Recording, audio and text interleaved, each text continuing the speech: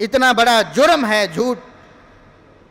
یا ایھا النبی اذا جاءک المؤمنات یبایعن، اے نبی جب آپ کے پاس مومن عورتیں بیعت کرنے کے لیے آئیں کہ ہم مسلمان ہونا چاہتی ہیں، ہم کافروں سے آئی ہیں بھاگ کے، ہم اسلام کی آغوش میں آنا چاہتی ہیں، مسلمان ہونا چاہتی ہیں، تو اے نبی پہلے ان سے عہد و پیمان لو، ان سے وعدہ لو کہ یہ جرم تم نے نہیں کرنے، چھوڑنے ہوں گے، تب تم اسلام کے حلقے میں داخل ہو سکتی ہو.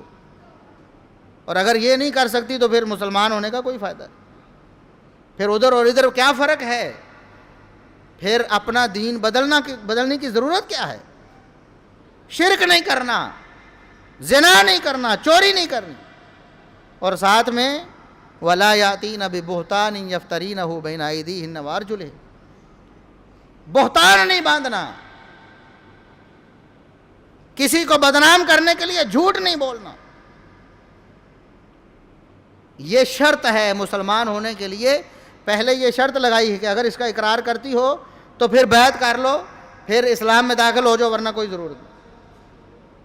اب بتاؤ اگر اس وقت کوئی عورت کہتی کہ اللہ کے رسول میں ساری باتیں مانتی ہوں لیکن جھوٹ نہیں چھوڑ سکتی، تو اللہ کیا فرماتا ہے؟ نبی جب بیعت لینی ہے تو یہ شرط ہے، اس کے بغیر بیعت، اسلام کی بیعت ہی نہیں لینی اگر جھوٹ بولنا ہے. اگر بہتان باندھنا ہے تو اسلام کی بیعت ہی نہیں کرنی. محمد الرسول اللہ صلی اللہ علیہ وسلم اسلام کی بیعت ہی نہیں لیتے جھوٹ نہ چھوڑنے کی وجہ سے. اور ہمارے ہاں ہم نے معیار یہ بنا لیا، جتنا بڑا جھوٹ بولے گا، جتنا بڑا جھوٹ، اتنا بڑا سیاسی ورکر ہوگا، اس کو بڑا عہدہ ملے گا. جتنا زیادہ جھوٹ بولے گا، جتنا جھوٹا پروپیگنڈا زیادہ دوسری پارٹی کے خلاف کرے گا، مسلمانوں کے خلاف، مومنوں کے خلاف، بھائیوں کے خلاف، جتنا بڑا جھوٹا ہوگا اتنا بڑا عہدہ ملے گا. اس کو وزیر اطلاعات بنایا جائے گا، وزیر نشریات بنایا جائے گا. کیوں؟ اس کے پاس ہنر زیادہ ہے، وہ زیادہ منہ پھٹ ہے، وہ زیادہ زبان دراز ہے، وہ زیادہ لوگوں کی عزتوں سے کھیل سکتا ہے، اس لیے اس کو بڑا عہدہ ملے گا. یہ ہمارا سیاسی معیار ہے. اللہ کے لیے اپنے آپ کو اس جھوٹی سیاست سے باہر نکال. پچھلے خطبے میں میں عرض کر چکا ہوں، سیاسی رجحان ہو سکتا ہے، ہر شخص کا ہو سکتا ہے، کوئی زور زبردستی نہیں. سیاسی رجحان آپ رکھ سکتے ہیں، لیکن اللہ کے لیے اس سیاست کی بھینٹ اپنے اسلام کو، اپنے دین کو، اپنے ایمان کو نہ چڑھائیں، اخلاقیات کو نہ چڑھائیں، اپنی جنت اس پر قربان نہ کریں، رسول اللہ صلی اللہ علیہ وسلم کی محبت کو اس پر قربان نہ کریں، اسلامی محبت و مودت کو اس پر قربان نہ کریں، اللہ کی رضامندی کو اس پر قربان نہ کریں. اللہ کو ناراض کر کے اگر آپ کو سیاسی فائدہ یا عہدہ حاصل بھی کر لیں گے، کیا فائدہ ہوگا؟ خاسرت دنیا والآخرہ، دنیا کا بھی نقصان ہے، آخرت کا بھی نقصان.